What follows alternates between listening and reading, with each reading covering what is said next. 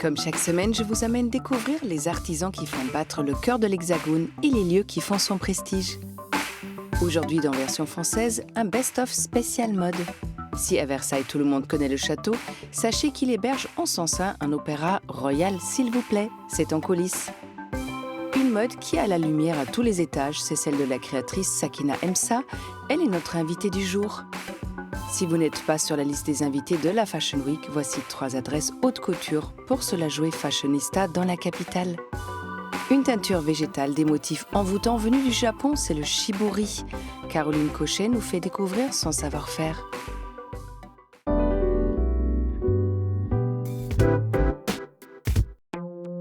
Avec la belle idée de la malle française, on se la joue VIP avec les services d'une styliste à distance. Sans abonnement et à échéance variable, vous recevez chez vous un colis contenant environ 12 pièces, chaussures, robes, tops de différentes maisons et créateurs qu'il faudra renvoyer 7 jours plus tard. Une manière de consommer malin. Né à la cour d'Espagne pendant la Renaissance, le corset n'était pas officiellement un outil de torture, mais bien un accessoire de mode. Et à l'époque, il fallait souffrir pour être belle. Le but était donc de donner l'impression d'une taille fine et de hanches larges. C'est entre 1930 et 1970 que le corset disparaît avant de faire son grand comeback dans les années 80. Marre de voir vos t-shirts basiques avoir grise mine, désespéré de votre jean fraîchement troué ou tout simplement envie de renouveler votre garde-robe en un coup d'aiguille, plus la peine d'être expert en couture. Dans l'ouvrage Broderie Upcycling, on vous donne 20 idées originales pour donner ou redonner du peps aux pièces de votre dressing. Astucieux. Les broches en ont derrière l'épingle. Avant, indissociable des cardigans un peu mémés, maintenant brodés, colorés et rock'n'roll. Chez Virgen, on pique et on coud des accessoires ornementaux qui prennent place aussi bien sur nos cols et chemises qu'à nos oreilles. Symbole intrigant, forme mystérieuse, ici c'est l'alchimie qui opère.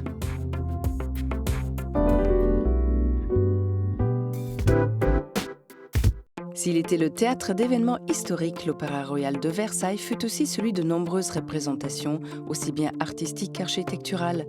Voici ses coulisses. Si vous passez par le château de Versailles, assurez-vous de visiter son opéra.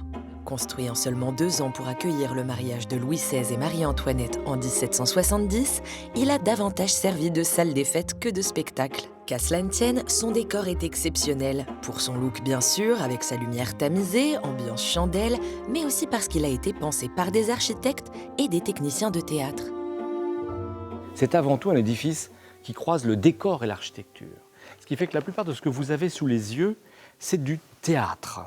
Au ce sens, par exemple, vous avez une magnifique colonnade à ce dernier niveau, mais ces colonnes ne supportent rien, elles sont en bois. Elles sont un élément décoratif, donc il a été réalisé ailleurs et on l'a apporté ici, on l'a posé. En plus de 2 siècles, l'opéra n'a presque pas changé. En revanche, il a joué un rôle non négligeable dans la chute du couple royal. Le 1er octobre 1789, alors que la Révolution bat déjà son plein, les gardes du corps de Louis XVI organisent un grand banquet et entonnent des chants de Richard Cœur de Lion, plutôt fidèle à la monarchie. À Paris, cette soirée est vécue comme une provocation et les foules se précipitent vers Versailles pour investir le château. D'une certaine manière, un air d'opéra dans l'opéra a fait fermer le château de Versailles, son opéra, et partir la famille royale. Mais avant ce faux pas historique, les Bourbons ont quand même un peu profité des lieux. Et pas question pour eux de frayer avec la cour. Le roi avait sa propre entrée, que notre guide emprunte aussi sans complexe. Alors ici, nous nous trouvons devant la porte monumentale qui donne accès pour le roi au bloc de l'opéra. Le roi ne quitte jamais son étage noble, c'est celui où nous sommes, où il y a à la fois la chambre du roi, la galerie des glaces, la chapelle royale, bref, l'ensemble des appartements royaux. Alors il faut un petit badge pour ouvrir cette porte, qui est quand même très particulière et aucun public ne passe jamais là. Suivez le guide le long de cet étage royal et surtout, retenez votre souffle. Vous allez découvrir la meilleure vue de tout l'opéra en toute intimité. Alors ici, c'est la loge du roi, avec ses grilles, qui sont une invention très spécifique pour cet opéra. L'idée que quand le roi accède dans ce bâtiment, et bien sûr assiste au spectacle, on le voit, mais pas obligatoirement. Ce qui fait qu'il peut aussi quitter la salle sans que pour autant on interrompe le spectacle. Un dernier regard à Apollon couronnant les arts, une œuvre signée Durameau, et on reprend notre visite. Quelques volets d'escalier plus loin, nous voilà sur le plateau. Jusqu'à la construction de l'Opéra Garnier, c'était le plus vaste d'Europe. Derrière son grand rideau, renferme désormais des trésors comme d'anciens décors monumentaux qui servent encore aujourd'hui. Voici par exemple un châssis d'un élément de décor donc, de 1837. Donc c'est des grosses touches de couleur. C'est fait pour être vu à 20 à 30 mètres. Et c'est aujourd'hui le plus grand décor du 19e siècle conservé au monde. Il n'y en a plus. Encore quelques marches, vous voici au-dessus de la scène. Mieux vaut ne pas avoir le vertige pour manier les cintres, un système vieux de 5 siècles qui fait danser les éléments de décor. Eh bien ça, c'est finalement le décor. Et devant nous, les mécanismes qui permettent de la supporter. Alors vous voyez, elle est accrochée plus haut, mais autrement, ce sont des perches comme celle-ci. Aujourd'hui, elles sont en acier, à l'époque, elles étaient en bois, mais elles portaient des choses moins lourdes. Et on peut ainsi, assez facilement, faire monter ou descendre l'ensemble de ces décors sans qu'on ait l'impression qu'ils pèsent. Et ne ratez pas le clou du spectacle, il se trouve 16 mètres plus bas. C'est le sol sur lequel est posée toute la structure du théâtre. Une forêt de poutres et de piliers où certains vestiges du temps attendent simplement qu'on leur rende visite.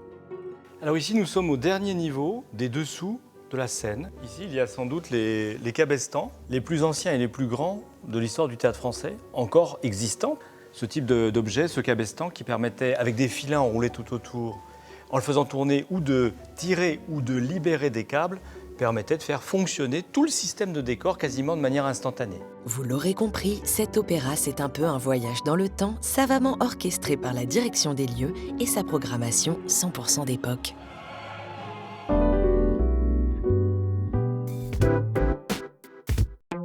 Sakina Emsa a décidé que c'était au pays des Lumières que la mode devait se faire. Nous avons suivi la créatrice qui a éclairé notre lanterne et notre journée.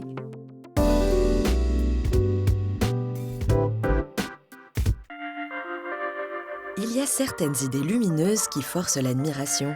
Depuis ses débuts de jeune créatrice il y a 20 ans, Sakina Emsa récupère les tissus que les maisons de haute couture n'exploitent pas pour en faire des vêtements accessibles à tous. Pionnière de la mode dite responsable, la styliste est l'ambassadrice d'une mode durable, sociale et féministe, une mode sans concession, et quoi de plus normal quand on vit au pays des Lumières ? Pour moi, la France, c'est vraiment le pays de la culture, le pays des droits de l'homme. La France des Lumières doit produire une mode des Lumières et de créer des vêtements qui réfléchissent d'abord à apporter de la lumière. C'est super important ça pour la journée. Le vêtement, on le porte toute la journée. Et avoir une touche de soleil avec soi, c'est un talisman, si j'ose dire. Une chose est sûre, les collections de Sakina ne manquent pas de lumière. Cette franco-comorienne passionnée d'art puise son inspiration aussi bien dans ses racines africaines que dans l'univers de la pop culture qu'elle aime revisiter façon pop couture. Là, je peux décider de travailler tel type de bleu parce que c'est clin. Je peux décider à un moment donné de rendre hommage, je ne sais pas, à une chanteuse femme. Par exemple, moi j'aime beaucoup Debbie Harry et Marianne Faithfull. Et voilà, je peux en tous les cas faire des vêtements en me disant si Debbie Harry portait une jupe, elle serait comment, quoi. Voilà, et je travaille un peu comme ça. Cette patte rock'n'roll empreinte de sa jeunesse punk se retrouve dans ses collections de sweats et de t-shirts à messages engagés ou joyeusement décalés comme Barbès mon amour ou La Goutte d'Or j'adore. Et oui, c'est après avoir longtemps habité et habillé ce quartier populaire de Paris que Sakina a ouvert sa nouvelle boutique dans le Marais où elle continue encore et toujours de monter au front.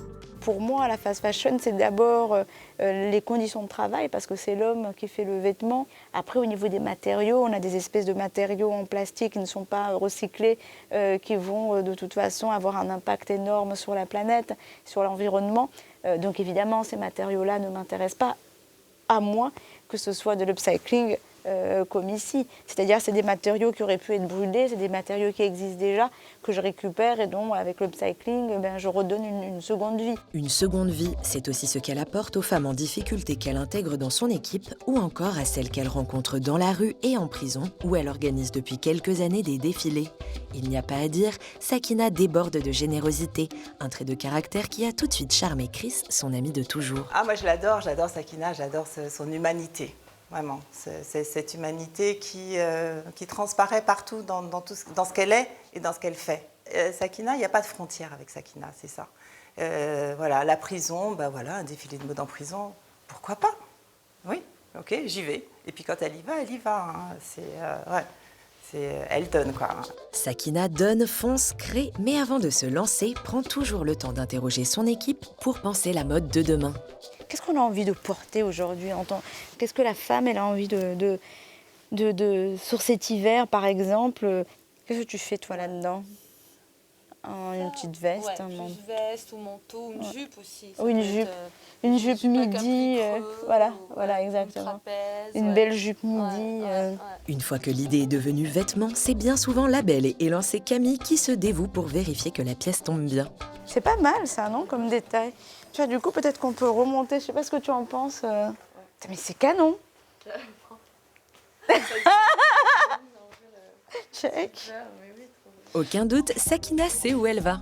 Notre démarche, elle est très simple, hein, c'est de faire de la mode portable, désirable, pour une femme qui soit libre de son corps et surtout qui puisse vraiment, qu'on admette quoi, qu'on puisse être jolie, sexy et qu'en même temps on ait des responsabilités, qu'on ait un taf important.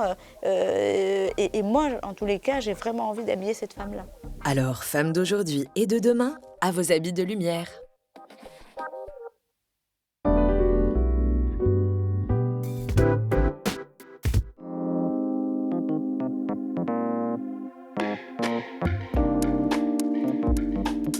Bonjour Sakina. Bonjour. Sakina, plus jeune, vous étiez punk. Ensuite, vous avez fait une école de mode à Marseille et vous avez lancé votre marque. Mais qu'est-ce qui vous a réellement plu dans la mode ?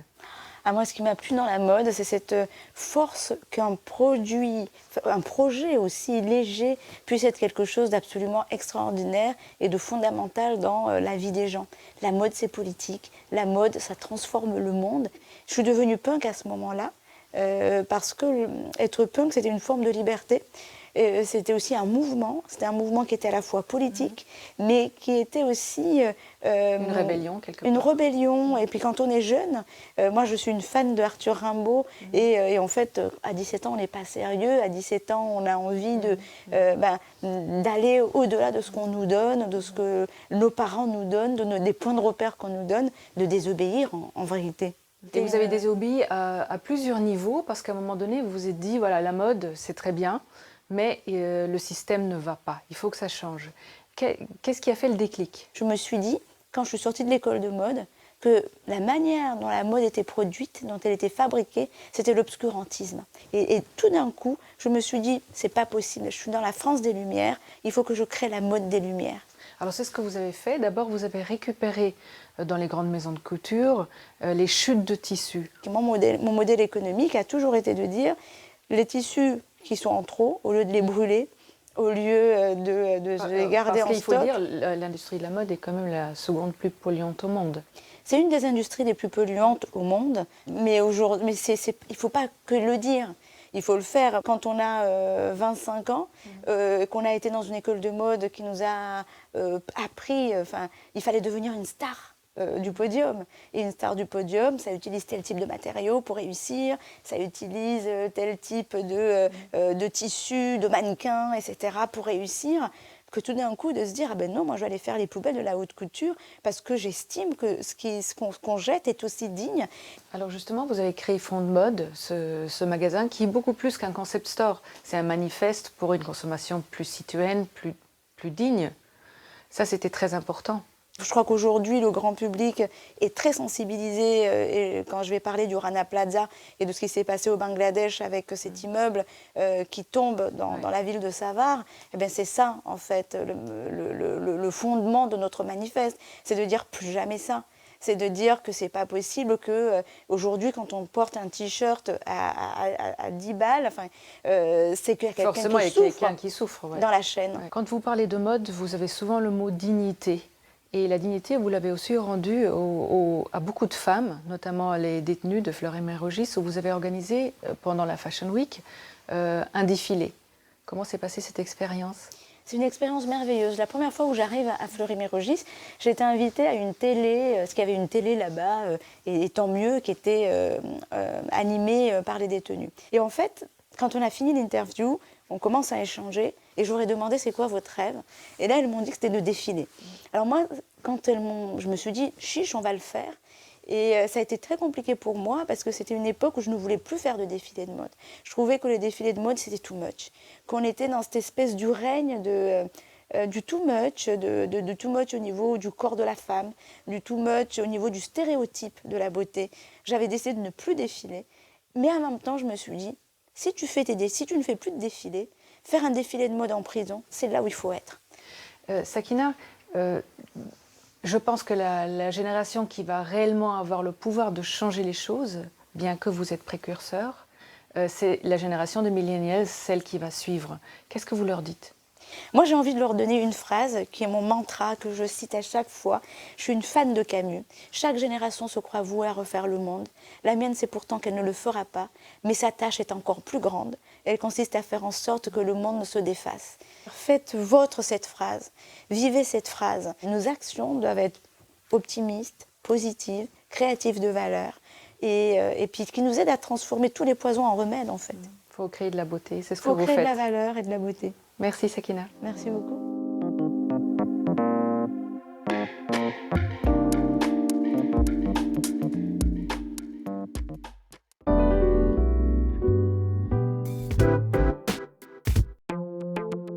Paris, c'est la ville incontournable pour les fanas de mode. Découvrez les adresses les plus fashion de la capitale pour une visite cousu main.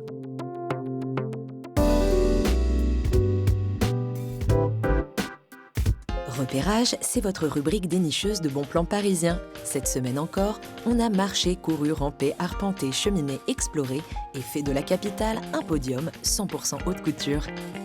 Pour commencer, sachez que mode et culture s'accordent parfaitement au Palais Galliera. Inauguré en 1895 à l'initiative de la duchesse du même nom, ce bâtiment a toujours été un musée, mais s'est entièrement consacré à la mode en 1977.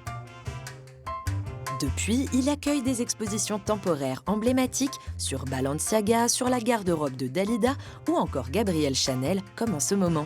Une collection de vêtements et bijoux pour retracer la longue carrière de cette styliste de légende où les tailleurs élégants croisent les fameuses petites robes noires. Aventurez-vous au sous-sol, les caves voûtées viennent d'être transformées en galeries avec le concours financier de Paris et de la maison Chanel. L'envers du décor s'offre à nous.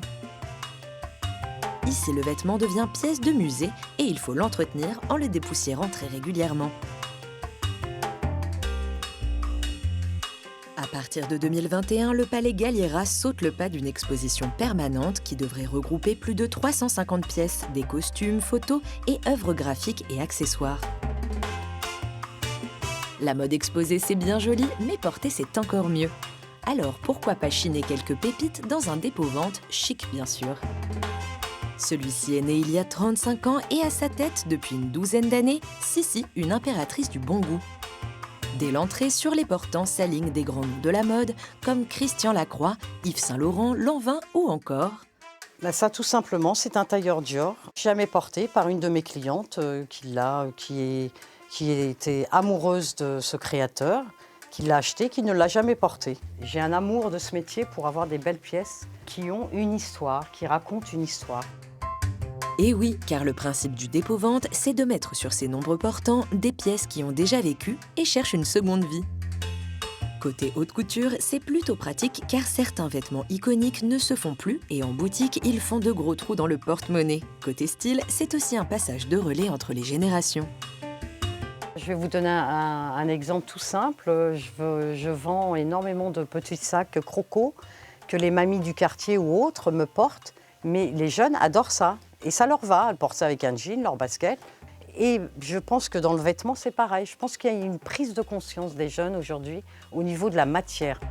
Véritable pourfendeuse de la fast fashion, Sissi mise sur la longévité de ses pièces couture pour séduire sa clientèle. C'est un peu sa façon à elle d'être écolo avec classe. Pour finir notre défilé, rendez-vous à l'hôtel de Crillon et pas n'importe où, dans les appartements Karl Lagerfeld. Lors de la restauration du palace en 2017, l'architecte Ali Asmar Daman a fait appel à cette star pour relooker 2 grandes suites. Et il a pris cette tâche très au sérieux. Il a été personnellement présent et impliqué dans la rénovation et la restauration de cette suite, de ces 2 suites. Plusieurs fois, il s'asseyait, il s'installait dans la suite et supervisait chaque détail. Ça va des tapis à la manière dont les murs ont été peints. Grand amoureux du XVIIIe siècle, Karl Lagerfeld avait même la maquette du palace faite par Jacques-Ange Gabriel pour Louis XVI. Dans ses suites, il a croisé du mobilier et des matières d'époque, comme le tissu de ses sièges, à des technologies modernes comme cette bibliothèque coulissant sur un dressing. Ne ratez pas la salle de bain en marbre blanc et sa baignoire d'une tonne 4 entrée par la fenêtre. Un cocktail de chic et d'artisanat d'art qui séduit. C'est une suite qui a un succès vraiment incroyable. Vraiment, c'est quelque chose d'unique pour nous, qui font vraiment résonner le luxe et le chic à la française. C'est vraiment une histoire formidable et on est très fiers d'avoir cet héritage dans l'hôtel. Avant de partir, passez par La Choupette, une suite attenante en l'honneur de la petite boule de poil préférée du styliste. Et voilà, vous avez désormais les bonnes adresses pour vivre Paris en mode Fashion Week.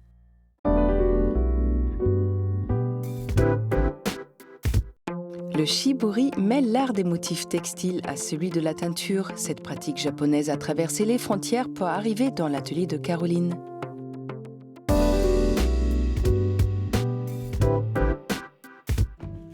Dans ce nuancier, il y a un bleu bien particulier qui prend racine bien avant l'Antiquité, l'indigo. Importé d'Inde, la couleur indigo était appelée l'or bleu par les Grecs et les Romains, qui le traitaient comme un véritable produit de luxe. Teinture naturelle, le pigment indigo est issu d'une grande famille de plantes, dont celle-ci, la Persicaria tinctoria, très utilisée au Japon. Difficile à croire quand on voit ses feuilles bien vertes, et pourtant le secret de l'indigo coule bien dans son feuillage. Et pour mieux comprendre, direction le jardin de Caroline Cochet, artiste textile à Targon en Gironde. Car pour obtenir le pigment indigo, vous allez voir qu'il faut travailler la feuille. Elles contiennent 3% de pigment indigo. Et du coup, pour concentrer le pigment, je vais travailler à faire un compost avec ces feuilles, à les fermenter et qui va me servir pour monter les cuves. Dans ce compost, c'est un tout en un. Il y a à la fois le pigment, il y a les bactéries et la nourriture pour les bactéries. Et ces bactéries vont servir à la réduction de la cuve. Après plusieurs années passées sur les plateaux de tournage, c'est lors d'un voyage au Japon que Caroline a découvert l'indigo et est tombée dans une cuve de bleu pour ne plus jamais en sortir. Une fois le compost obtenu, il y a tout un rituel à respecter pour préparer le bain de teinture et l'entretenir. Il faut surtout composer avec les humeurs de la cuve qui peut être un peu capricieuse. La cuve d'indigo, c'est quelque chose de vivant. L'indigo, parfois teint et parfois ne teint pas. C'est pas le moment pour teindre. C'est tout un entretien au quotidien. Et il y a des périodes qui sont meilleures que d'autres. L'été, c'est mieux. Le fait qu'elles aient chaud, c'est pour ça que je leur mets des petits chauffages aussi. Le fait qu'elles aient chaud, c'est propice en fait à la teinture. Donc l'hiver, elles se reposent. Et l'été, je teins. Maintenant que le bain est prêt, on peut passer à la teinture. Lorsque Caroline plonge le tissu dans le bain, il a une couleur qui est bien loin du bleu recherché. Mais alors, quel est le secret ? La magie de l'indigo, c'est que quand on teint dans une cuve, l'indigo n'est jamais bleu, il est toujours d'une autre couleur. Il est soit vert, soit jaune, soit marron des fois, mais il n'est jamais directement bleu. Il devient bleu à l'extérieur avec l'oxygène. Et ce bleu évolue encore dans le temps, il se patine. Et en effet, la magie opère dès que le tissu entre en contact avec l'air. D'un vert, on passe à un bleu timide, puis plus franc, pour obtenir un bleu indigo après 5 bains. Les explorations de Caroline au Japon ne se sont pas arrêtées à l'indigo. Elle y a aussi découvert la technique de couture du shibori, une technique particulière qui permet de créer des motifs dans la cuve d'indigo. Shibori en japonais, ça veut dire nouer serré. C'est toutes les techniques qui consistent à protéger le tissu à certains endroits pour empêcher la teinture de rentrer à certains endroits. C'est comme ça qu'on obtient les motifs blancs sur fond bleu. Tout ce qui est blanc sont les endroits où la teinture a été empêchée d'entrer, où le tissu a été protégé parce qu'il a été serré, noué, ligaturé, plié, pressé, peu importe. Tout ça, c'est de la teinture par réserve. Caroline trace une forme, qu'elle soit organique ou géométrique, avant de coudre les 2 épaisseurs du tissu et de froncer le tout. Et le reste se passe une fois de plus dans le bain de teinture. Le travail du shibori en teinture, c'est aussi de masser, c'est-à-dire ici d'appuyer sur tous les endroits où j'ai protégé, où j'ai des plis, pour aider la teinture à rentrer au plus près des endroits que j'ai protégés. Prête ? Un travail minutieux et qui peut parfois être long. Certaines de ces pièces ont demandé plus de 4 mois de couture pour établir la forme, comme celle-ci, avec plus de 400 fils cousus, sans oublier les multiples plongeons dans la teinture. Un art de la patience que l'on retrouve sur ces créations textiles uniques et que Caroline enseigne à ses élèves qui viennent s'immerger dans ce monde aux nuances de bleu.